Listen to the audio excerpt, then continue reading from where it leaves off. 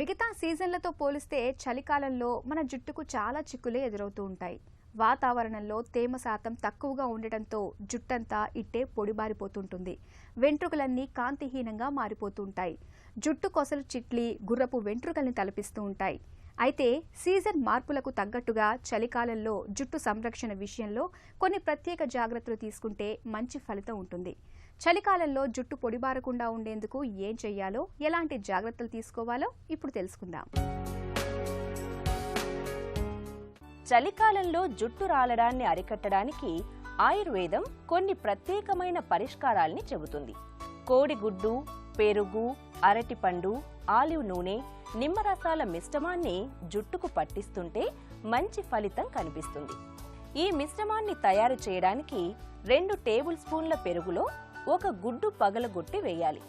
దీనికి సగం అరటిపండు, నిమ్మరసం, ఆలివ్ నూనె 1 టీ స్పూన్ చొప్పున జోడించాలి. దీనిలో